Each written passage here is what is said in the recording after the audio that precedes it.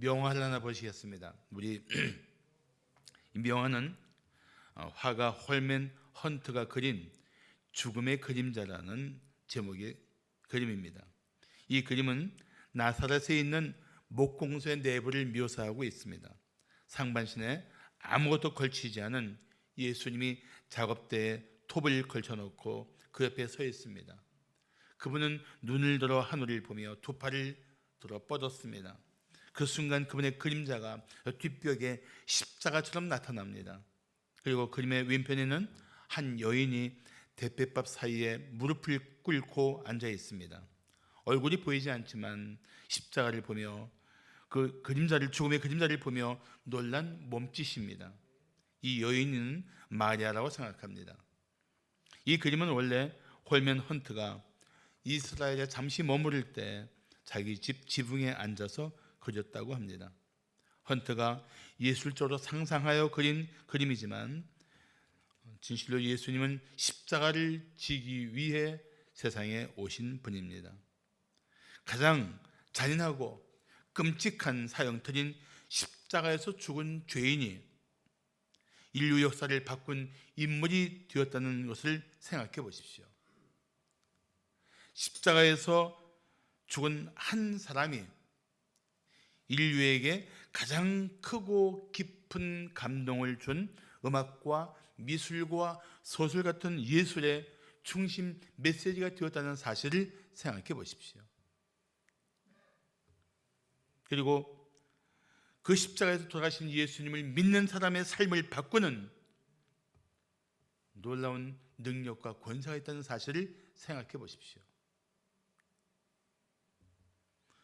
우리는 왜 예수님을 믿고 경배해야 하는지를 알고 있습니다. 그렇지만 아직도 많은 사람들이 예수님을 알지 못합니다. 그리고 예수님을 전해도 거부합니다. 오늘은 교회 절기로 종려주일입니다. 그러니까 부활주일 전 주일을 종려주일이라고 말합니다. 종려주일은 예수님께서 예루살렘에 입성하실 때 많은 사람이 나와서 종려나무 가지를 흔들고 맞이했던 것을 유래해서 정한 교회 절기가 종려주일입니다.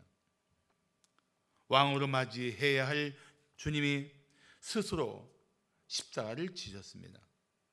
온 인류가 경배해야 할 하나님이 죄인의 모습으로 그 처참한 십자가의 죽음을 맞이하셨습니다. 그런데 그날 주님께서 십자가에서 죽으심으로 온 인류에게 영원한 은혜가 샘솟고 있습니다. 그래서 우리는 오늘 십자가에 나타난 은혜를 함께 살펴보고자 합니다. 자, 십자가에 나타난 은혜가 무엇일까요? 첫째, 구원받기에 너무 악한 죄인이 없다는 사실입니다. 다른 말로 표현한다면 십자가의 은혜로 어떤 죄인도 구원받을 수 있다는 사실입니다. 성도는 어떤 사람이라도 너는 결코 용서할 수 없다고 말하지 말아야 합니다. 왜냐하면 십자가에 달리신 예수님은 모든 죄인을 위해 대속의 피를 흘리셨기 때문입니다. 다시 말해 예수님은 어떤 죄인이라도 구원하시기 위해서 자신을 십자가에 내어주셨습니다. 어떤 죄인이라도, 어떤 인간이라도, 흔히 우리가 말하는 어떤 인간 말종이라도 예수님은 그가 그 죄로부터 돌이켜 구원받기를 원하십니다. 그래서 우리 성도는 어떤 사람도 그 죄 가운데 죽는 것을 기뻐하지 말아야 합니다.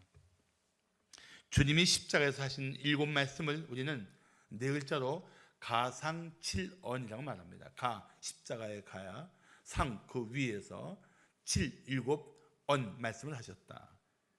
예수님이 십자가에서 7번 말씀하시는데 첫 번째 말씀이 자기를 십자가에 못 박은 로마 군인들을 향해서 아버지 저들을 사하여 주옵소서, 자기들이 하는 것을 알지 못함이니이다라고 그들을 위한 중보기도를 하십니다. 두 번째 말씀이 오늘 본문에 나온 말씀이에요. 회개한 그 한편 강도에게 예수님께서는 이렇게 말씀하십니다. 오늘 네가 나와 함께 낙원에 있으리라. 내가 진실로 네게 이르노니, 내가 진실로 네게 이르노니 오늘 네가 나와 함께 낙원에 있으리라. 예수님은 자신을 십자가에 못 박은 로마 군사들을 위해서 기도하십니다. 그리고 회개하는 한편 강도를 구원하시고 낙원에 받아주십니다. 오늘 본문에 보면 예수님이 달리신 십자가 양편에 두 행악자가 달렸다고 말씀합니다. 네, 행악자를 마태는 강도라고 말합니다. 강도. 이 강도라는 그 성경의 뜻은 공개적으로 폭력을 사용해서 남의 물건을 강탈하는 사람 정도인데, 십자가에 달릴 정도의 강도면 적어도 살인 강도이거나 아주 평생을 사람들에게 큰 피해를 준 악독한 죄인이라는 것을 쉽게 추정할 수 있습니다. 그런데 그 중에 한 사람은 예수님을 조롱하는 거예요. 이렇게 조롱했습니다. 내가 그리스도가 아니냐? 너와 우리를 구원하라. 회개 없는 구원은 없습니다. 그리고 그리스도는 조롱받으실 분은 더구나 아닙니다. 우리를 뒤에서 구원하기 위해 오신 그분은 우리가 경배해야 마땅한 분입니다. 그렇지만 정말 마음을 다해 회개한 한편 강도는 예수님께서 기쁜 마음으로 구원하십니다. 이런 예수님을 보면서 우리는 주님이 어떤 죄인도 구원하실 수 있는 은혜를 십자가에서 나타냈다고 확신합니다. 그러므로 십자가 앞에서 용서받지 못할 죄인은 결코 없습니다. 믿습니까? 하나님이 십자가의 예수 앞에 나와 회개하는 영혼을 어떤 죄인이라도 결코 거부하지 않는다는 것입니다. 어떤 죄가 있어도 회개하고 돌아오는 영혼을 주님은 구원하신다는 것입니다. 우리나라에 사랑의 원자탄이라는 별명을 가진 귀한 분이 있습니다. 잘 아실 겁니다. 여수의 애양원에서 사역하시던 손양원 목사님이십니다. 1948년 10월에 여수 순천 지역에서 공산당 폭도들이 반란을 일으켜서 그때 그들이 주로 대상을 삼고 죽인 사람들이 경찰이나 또는 교회 목사들이나 신도들이었습니다. 그때 손양원 목사님의 두 아들 장남 동인 형제와 동생 동신이가 공산당 폭도들에 의해서 생명을 잃습니다. 그 슬픔 속에서도 손양원 목사는 아주 놀라운 결단을 합니다. 그래서 두 아들을 죽인 범인 안재선, 왜 안씨가 나오는지 모르겠어요. 안재선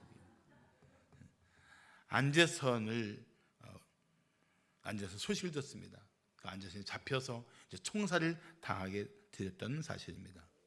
그걸 듣고 손 목사님은 그 즉시 계엄 사령관에게 달려갔습니다. 그리고 이렇게 말했습니다. 사령관님, 나의 죽은 아들들은 자기들 때문에 친구가 죽는 것을 원치 않습니다. 우리 아들들은 그 친구의 죄 때문에 이미 죽었습니다. 만일 이 학생을 죽인다면 그것이 내 두 아들의 죽음을 값없이 만드는 것입니다. 제발 석방해 주십시오. 감동을 받은 계엄사령관이 안재선을 석방시켜줬어요. 그 석방된 안재선을 끌어안고 양아들을 삼고 돌본 것이 손양원 목사님이십니다. 손 목사님은 아무리 악한 죄인이라도 구원받지 못할 죄인이 없다고 생각하고 그 하나님의 은혜를, 십자가에 나타난 하나님의 은혜를 삶에서 직접 나타내신 분이십니다. 왜 그렇게 했냐고 물으면 이렇게 말씀했을 것입니다. 그것이 바로 십자가에 나타난 은혜이기 때문입니다. 바울도 사실 그 당시 그리스도인들에게는 너무도 악한 인간이었습니다. 아마 어떤 사람은 바울을 죽이고 싶은 과격한 마음을 가진 사람도 있었을 것입니다. 그렇지만 예수님은 그리스도인을 붙잡아들이기 위해서 살기 등등하게 다메섹을 향해 가던 바울을 만나 주십니다. 돌이켜 주십니다. 하나님의 사람으로 그를 일으켜 사용해 주십니다. 바울은 이 놀라운 은혜를 입고 디모데에게 이런 고백을 했습니다. 미쁘다. 모든 사람이 받을 만한 이 말이요, 그리스도 예수께서 죄인을 구원하시려고 세상에 임하셨다 하였도다. 죄인 중에 내가 괴순이라. 이 무슨 고백입니까? 디모데야, 나 같은 죄인 중에 괴수까지 구원하실 수 있는 은혜를 예수님께서 나타내려고 이 세상에 임하셨구나. 그 고백이에요. 사랑하는 성도 여러분, 십자가 은혜를 생각하면 우리는 구원받기에 너무 악한 죄인이 없다는 사실을 알아야 합니다. 그래서 우리는 원수 같은 사람도 예수님의 복음을 듣게 해야 합니다. 어떤 사람도 용서할 수 있어야 합니다. 우리는 그 은혜를 입은 자로서 모든 사람에게 그 십자가의 은혜를 나누는 그리스도인들이 되어야 합니다. 자, 십자가에 나타난 은혜가 무엇일까요? 둘째, 구원받기에 결코 늦은 때가 없다는 사실입니다. 구원받기에 결코 늦은 때가 없습니다. 제가 회사 다닐 때 저희 큰 이모가 폐암으로 투병 중이라는 말을 듣고도 바쁘기도 했지만 사실은 바쁘다는 핑계로 뒤늦게 병원에 찾아갔습니다. 그런데 이미 큰 이모는 매우 위중한 상태였습니다. 중환자실은 보호자가 한 번에 한 명만 들어갈 수 있었습니다. 제가 들어가 보니까 바짝 마른 몸에 물기라고는 전혀 없는 상태로 죽은 듯이 누워 계셨습니다. 사람이 그래도 피부가 있고 촉촉한 느낌을 주는 법인데 그렇게 물기 없는 마른 막대기 같을 수 있구나 하는 것을 처음 보았습니다. 그렇게 누워 계신 큰 이모 곁에 앉아서 복음을 전했습니다. 우리는 모두 죄에 빠져 살았고 이 죄를 해결하지 않은 채 하나님 앞에 나갈 수 없다는 사실을 말했습니다.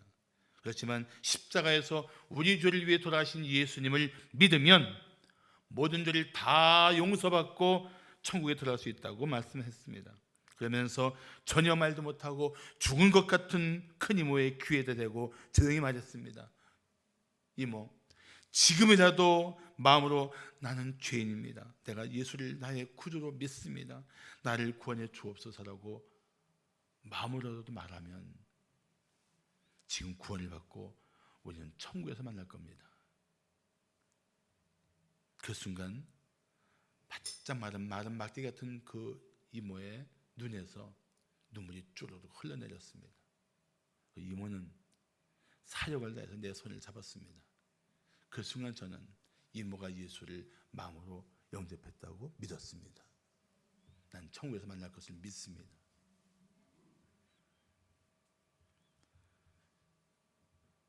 사랑하는 성도 여러분, 구원받기에 결코 늦은 때는 없습니다.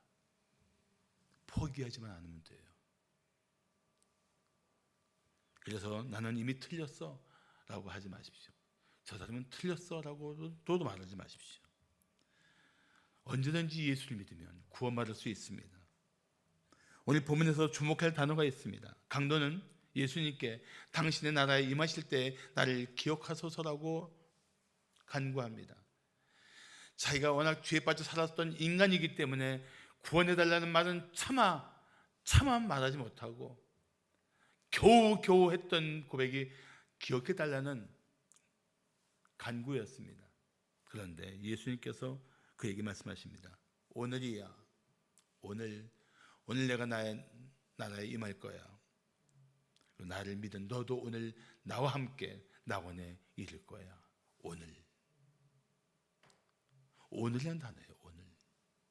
오늘. 누구든지 오늘 예수를 믿으면 믿는 즉시 구원을 받습니다. 문제는 우리가 미워하는 사람에게 복음을 전하지 않습니다. 우리가 싫어하는 사람에게 예수님을 전하지 않습니다. 우리가 알지 못하는 이웃들에게 무관심한 채 십자가의 은혜를 전하지 않습니다. 정말 때를 어떤지 우리는 전해야 합니다. 자기가 어떤 상황이 있든지 복음을 전해야 돼요. 바울은 그를 결박한 채 신문하는 아그리빠 왕에게 그 앞에 서 있었습니다. 그때 아그리빠 왕이 이런 말을 했습니다. 네가 적은 말로 권하여 그리스도인이 되게 하려 하느냐? 그렇지만 바울은 이 순간 이렇게 대답했습니다.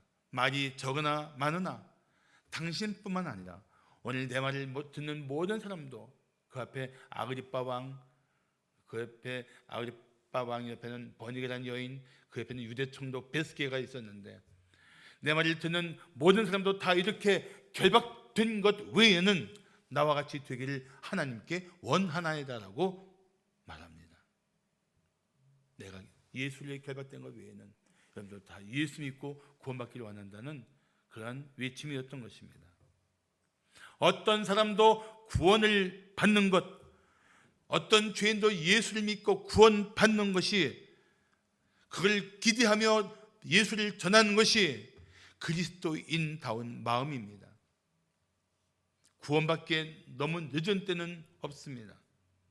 십자가에서 죽어가면서 예수를 만난 한편 강도는 마지막 순간에 예수를 믿고 구원을 받았습니다. 그렇다면 우리는 어떤 사람의 구원도 포기하지 말아야 합니다. 우리 이 기도를 들으신 주님께서 그 영혼을 불쌍하게 여기시고 반드시 구원하실 것을 끝까지 믿어야 합니다. 그러면 우리가 해야 할 일이 무엇입니까? 구원을 받아야 할 가족을 위해 평생 기도하는 것입니다. 예수를 믿어야 할 이웃을 위해 힘써 기도하는 것입니다. 사랑하는 사람의 구원을 위해 간절하게 기도하는 것입니다. 우리 김효섭 집사님 선친께서 지난 토요일날 밤 11시 34분에 소천하셨습니다. 그런데 평생 예수를 안 믿겠다고 고집하던 분이, 그 어머니 노정배 권사님의 그 눈물의 기도와 우리 김효섭 집사님 네 분의 그 효성스러운 돌봄과 두 따님이 힘써 전한 복음을 듣고 회개하고 예수를 영접했어요. 늦은 때는 없다니까요. 그리고 우리는 비록 김효섭 집사님의 아버님을 보낸 그 슬픔 속에 비통한 중에도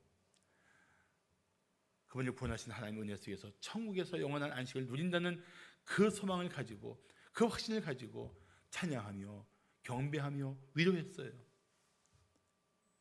얼마나 감사한 장례식인지 아무리 생각해도 하나님께서 행하신 일이 너무 감사한 거예요. 그 은혜가 너무 크고 놀라운 것이었습니다. 그 은혜가 없이 우리가 어떻게 그 죽음 앞에서 하나님을 찬양할 수가 있겠어요?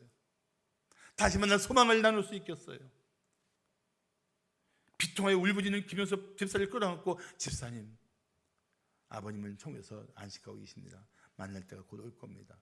그런 위로를 할 수 있겠냐고요, 우리가.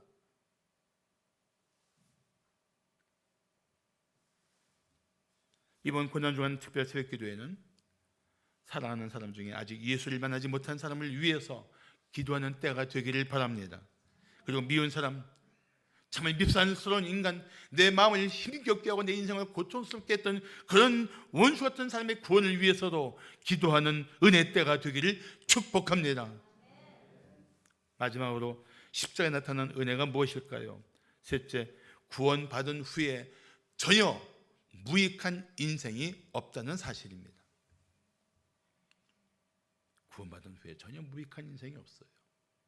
다 새로운 존재로 하나님과 이웃에게 유익한 인생이 됩니다. 로마의 정치가이면서 학자인 키케로는 어느 연설에서 십자가형을 가장 잔인하고 혐오스러운 형벌이라고 말했습니다. 그런데 정신이 온전한 사람이라면 가장 수치스러운 십자가에서 죽은 죄인을 어떻게 경배 대상으로 삼을 수 있습니까? 더구나 그 예수님 곁에서 같이 십자가에 못 박힌 강도가 주님을 향해서 경이로운 고백을 했다는 사실은 얼마나 놀라운 일입니까? 나와 똑같이 죽어마땅한 죄인이요 그래서 죽어야 되는 사람인 줄 알았던 그 예수님이 그리스도이며 죄인을 구원하기 위해 저 자리에 계신다는 사실을 깨달은 강도가 얼마나 놀랬겠어요. 나랑 같은 죄인이 아니었네. 이번엔 죄가 있어 이 죽음의 자리에 계신 분이 아니었네. 나를 구원하시기 위해 이 자리에 계신 분이네. 이 마음이 그의 예수를 경배하며 자신의 죄를 자백하게 한 거예요. 믿습니까? 그래서 그 한편 강도는 주님을 조롱하는 강도에게 이렇게 책망했습니다. 내가 동일한 정죄를 받고서도 하나님을 두려워하지 아니하느냐. 오늘날도 그런 자기 죄값을 치르면서도 여전히 하나님을 두려워할 줄 모르는 사람들이 너무 많아요. 그러면서 그는 계속해서 이렇게 말합니다. 우리는 우리가 행한 일에 상당한 보응을 받는 것이니 이에 당연하거니와 이 사람이 행한 것은 옳지 않은 것이 없느니라. 예수님의 무지함을 이 죄인이 깨달았던 겁니다. 그러면서 그는 자신이 죽어마땅한 죄인임을 인정했습니다. 나는 그 죄값을 따라 이곳에서 죽어마땅한 죄인이다. 그러면서 그는 죽음을 앞두고 말씀을 드립니다. 예수여, 당신의 나라에 임하실 때 나를 기억하소서. 사랑하는 성도 여러분, 지금 이 한편 강도의 고백이 자신이 죽어마땅한 죄인임을 깨달은 사람들이 예수님께 구해야 할 기도인 것입니다. 그의 고백을 들으신 주님께서 그 십자가의 고통 가운데 그를 향해 놀라운 선포를 하십니다. 43절을 보시면 내가 진실로 내게 이르노니 오늘 네가 나와 함께 낙원에 있으리라. 아멘. 예수님께서 이렇게 말씀하신 거예요. 그래, 네가 비록 십자가에서 죽지만 넌 오늘 나와 함께 낙원에 들어갈 거야. 내가 바로 너같이 회개하는 죄인을 구원하기 위해 십자가에서 대속의 피를 흘린 것이란다. 그 말씀 아니겠어요? 그런데 이 강도는 겨우 구원을 받은 무익한 인간일까요? 예수 믿고 겨우 구원받고 생애가 끝나는 그런 쓸모없는 인간일까요?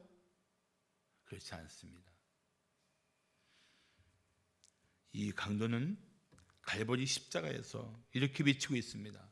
여러분, 여기를 보세요. 나 같은 죄인도 구원하신 예수님을 바라보세요. 이분은 절대 여기 계실 분이 아닙니다. 우리는 죄에 빠져 살다가 죽고 그 죄의 대가로 하나님의 영원한 형벌을 받아야 마땅하지만 예수님은 바로 그런 죄인을 구원하기 위해 아무 죄도 없는 분이 십자가에서 지금 달려 계십니다. 이제 당신의 죄를 회개하고 예수를 믿으면 당신도 나처럼 낙원에 들어갈 수 있습니다. 내가 그 증인입니다. 그거 외치고 있는 거예요. 그거 외치고 있는 거예요.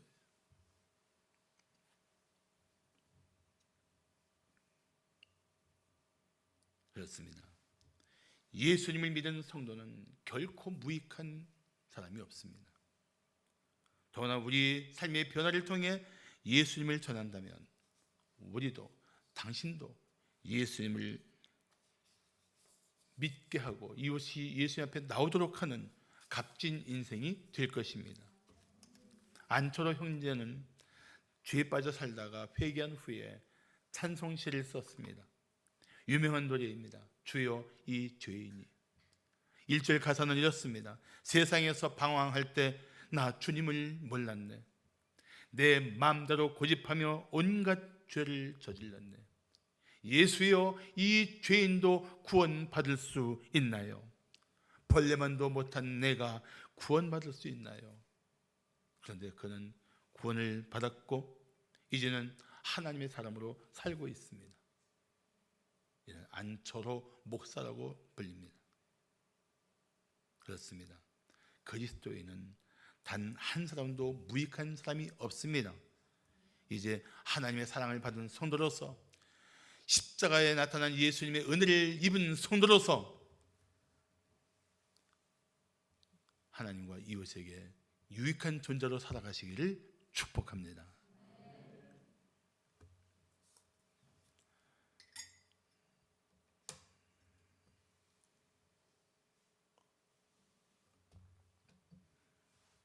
가정에서조차 전혀 사랑을 받지 못하고 성장했던 사람이 있었습니다. 그는 일찍이 범죄자가 되어 죄를 지었고 수시로 지집 드나들듯이 교도소에 들어갔습니다. 그러던 중 교도소에서 교도관에게 심한 행패를 부리다가 독방에 들어갔습니다. 그 미국 텍사스주에 있는 그 독방은 길이가 약 1m 20 그리고 폭이 약 2m 40 정도 되는 좁은 지하실에 있는 방인데 창문은 하나도 없이 캄캄했고 그나마 침대도 콘크리트로 만들어졌습니다. 그가 독방에 처음 들어간 것도 아닌데 이상할 정도로 그때 극심한 두려움이 몰려왔습니다. 그리고 독방 어디에선가 물소리가 들렸습니다. 그는 자신의 삶이 이제 물속에 잠겨 죽을 것 같은 극심한 두려움에 빠졌습니다. 견디다 못해 그는 독방 바닥에 엎드려 뒹굴며 외쳤습니다. 하나님, 저를 용서해 주세요. 살려주세요. 구원해 주세요. 그런데 그 순간에 정말 이상한 일이 일어났습니다. 분명 칠흑같이 어두운 독방인데 얼굴을 가린 이 손가락 사이로 빛이 스며들었습니다. 놀라서 두 손을 천천히 내려보니 마치 누가 전등을 켠 것처럼 독방 안에 부드러운 빛으로 가득 찼습니다. 그 순간 그의 두려움은 사라지고 하나님이 거기 계시다는 것을 느꼈습니다. 그리고 그 마음에 평안이 가득 찼습니다. 이날의 이 특별한 경험을 한 후에 그는 완전히 변했습니다. 독방에서 나온 후에 그는 정말 순한 양같이 되었고 교도관들에게 협조하면서 정말 성실하게 자기 죄값을 치러야 된다고 살았습니다. 그런 변화된 모습이 마침내 그가 모범수가 되어서 임시로 출소한 후에 그는 주지사 사무실에서 일하게 되었고 그 후에는 텍사스 변호사 협회에서 과장을 맡았습니다. 그리고 마침내 그는 1976년 완전 사면을 받고 자유인이 되었습니다. 그는 그 후로 자기가 독방에서 만난 예수를 전하는 일로 자기 삶을 바쳤습니다. 그 이름이 알프레드 샘플이라는 사람입니다. 십자가에 나타난 예수님의 은혜는 어떤 죄인도 구원할 수 있는 놀라운 능력이 있습니다. 그래서 바울은 이런 말을 했습니다. 내가 복음을 부끄러워하지 아니하노니 이 복음은 모든 믿는 자에게 구원을 주시는 하나님의 능력이 됨이라. 그렇습니다. 복음은 모든 믿는 자를 능히 구원하시는 하나님의 능력입니다. 이 모든 믿는 자를 바꿔 말하면 예수를 믿는 사람이라면 어떠한 사람이라도 라고 말할 수 있습니다. 예수를 믿으면 어떤 과거가 있는 인생이라도, 예수를 믿으면 어떤 죄가 있는 인생이라도 하나님은 그를 능히 구원해 주신다는 말씀입니다. 아무리 과거에 죄가 많았어도 결코 문제가 되지 않습니다. 도저히 돌이킬 수 없는 상황이라도 결코 절망할 일이 아닙니다. 누구라도 언제든지 당신이 죄에 빠진 채 살았다고 인정하면 지금 오늘 이 순간 그 죄를 회개하십시오. 그리고 당신을 능히 구원하실 수 있는 유일한 분 예수 그리스도를 마음에 영접하십시오. 예수님, 제가 예수님을 믿습니다. 나 같은 죄를 위해 십자가에서 돌아가신 예수님을 믿습니다. 그 십자가의 보혈로 저를 깨끗이 씻어 구원해 주시옵소서. 기도하면 오늘 이 자리에서 당신은 구원을 받을 것입니다. 그리고 새 삶을 살게 될 것입니다. 기도하겠습니다.